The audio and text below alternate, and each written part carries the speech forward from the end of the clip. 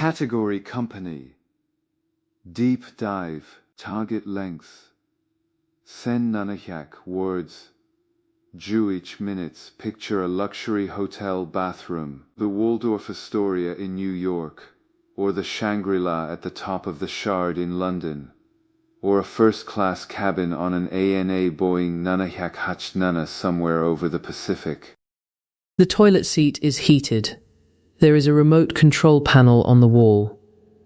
Press a button and a precision-engineered wand emerges, delivering water at a temperature calibrated to within 0.5 degrees Celsius. There is a warm air dryer.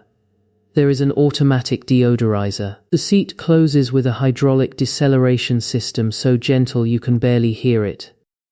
On the rim of the bowl, in discrete brushed metal, TOTO. You may have used this toilet without knowing who made it. You almost certainly own a device, a phone, a laptop, an AI server, built with a chip processed on a component that TO also makes. That component almost no one outside the semiconductor industry has ever heard of. This is the story of a Japanese company that spent a century perfecting the bathroom, and along the way accidentally became one of the most critical suppliers in the global AI supply chain. TOTO was founded in Kitakyushu in Kitakyushu, a port city in southern Japan. Its original name was Toyo Toki, roughly Oriental Ceramics. The founder, Kazuchika Okura, had visited Europe in Senchu Hamgyestra. He came back with a conviction that Japan needed modern sanitation. This was not a trivial problem. Western-style flush toilets were a foreign technology. The clay available in Japan produced ceramics that cracked under thermal stress, absorbed bacteria in microscopic pores, and didn't meet the dimensional tolerances the technology required. Okura funded a ceramics research laboratory out of his own pocket. His team ran more than 17,000 experimental iterations of clay composition and glaze chemistry before achieving the controlled porosity and dimensional stability they needed. Japan's first flush toilet was produced in Senchu-hyakushintin. The company was formally incorporated in Senchu-hyakushintin. That obsession with ceramic material science, 17,000 iterations before you ship a product.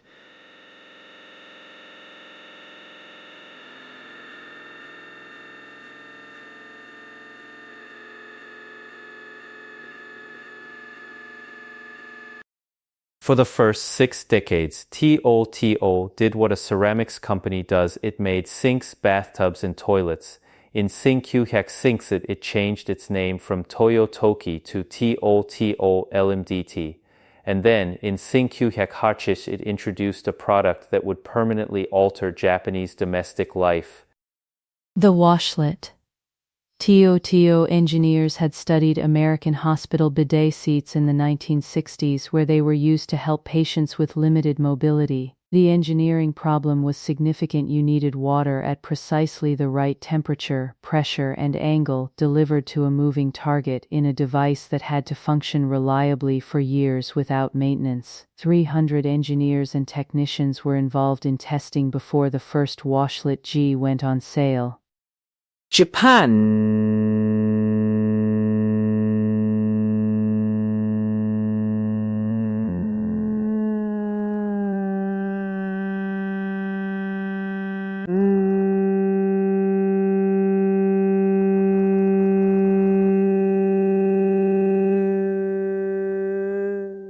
The idea.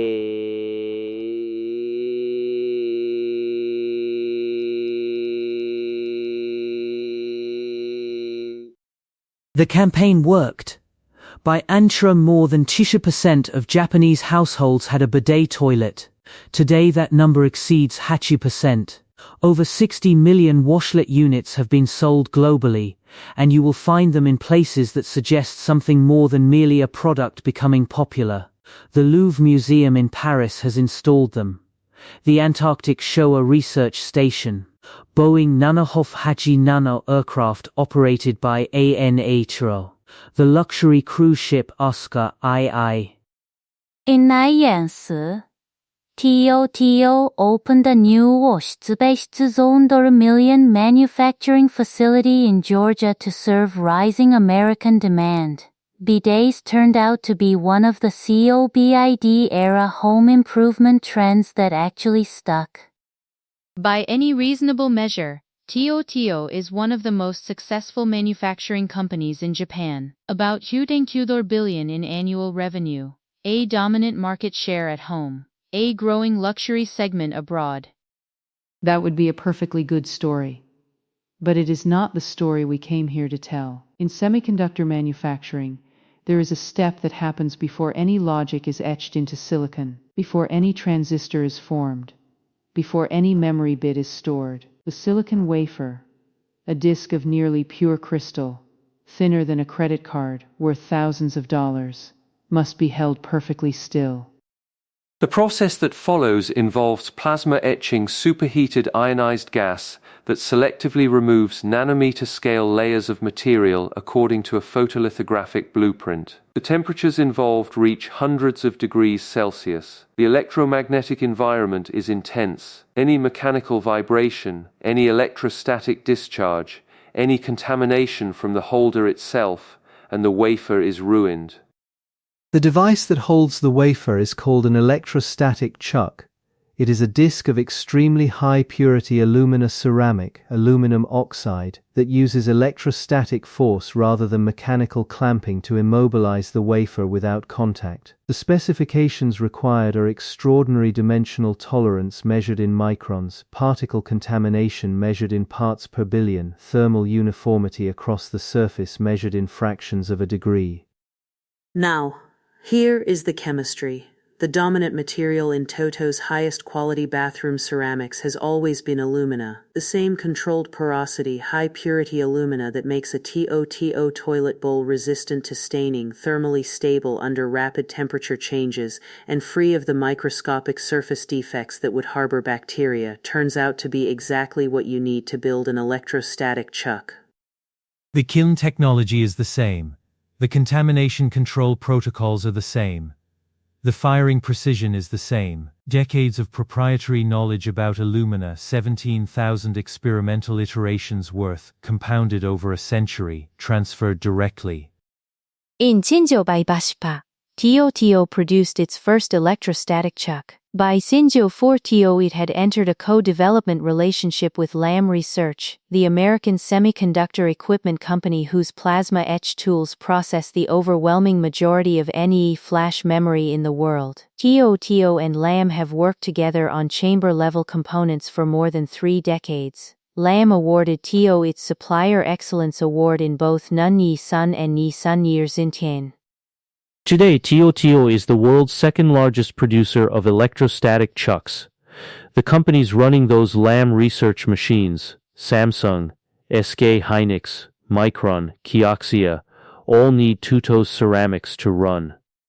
For years, TOTO's semiconductor ceramics segment was important but relatively small, a specialized division inside a company that most people understood as a bathroom fixtures manufacturer.